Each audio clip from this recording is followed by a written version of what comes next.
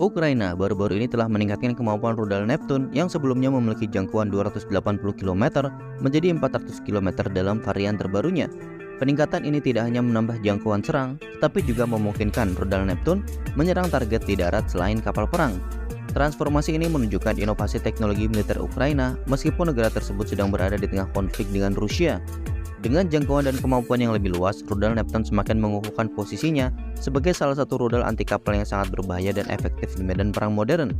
Indonesia sebelumnya pernah mempertimbangkan untuk mengakuisisi rudal Neptune sebagai bagian dari upaya memperkuat pertahanan pantai.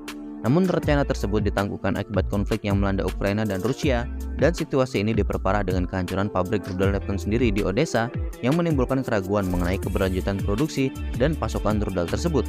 Meskipun demikian, rudal Neptune sendiri memiliki spesifikasi yang menjanjikan. Dengan bobot 870 kg dan peluru ledak High Explosive Fragmentation seberat 145 kg, hal ini dapat menenggelamkan kapal perang dengan tonase hingga 5.000 ton. Meski dilengkapi dengan banyak kemampuan, ada salah satu kelemahan rudal Neptune yang masih belum bisa diperbaharui oleh Ukraina, yakni kecepatan subsoniknya yang membuatnya rentan terhadap sistem pertahanan kapal perang lawan seperti Close-in Weapon System atau CIWS. CIWS dirancang untuk menghadapi ancaman rudal dengan kecepatan tinggi dan tingkat akurasi yang tinggi juga.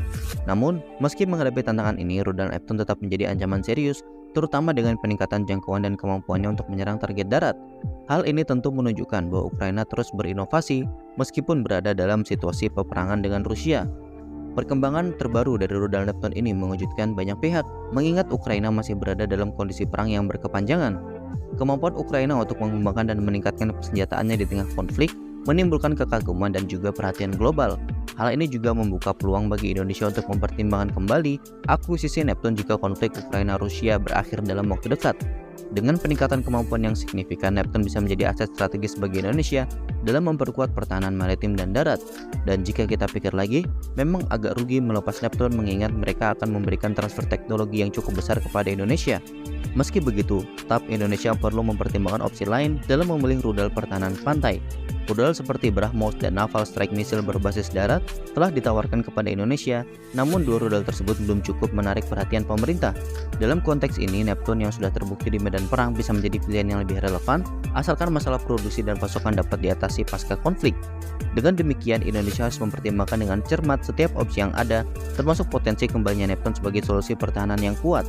Jika konflik Ukraina dan Rusia dapat diatasi dalam waktu dekat, Indonesia kemungkinan besar bisa mempertimbangkan opsi untuk memilih rudal Neptune lagi mengingat TOT yang diberikan sangatlah besar. Apalagi dalam perkembangannya, Ukraina telah merencanakan rudal Neptune memiliki jangkauan lebih jauh lagi mencapai 1.000 km, yang mana hal ini menjadi aset-aset yang sangat strategis bagi TNI sendiri. Nah, bagaimana menurut kalian?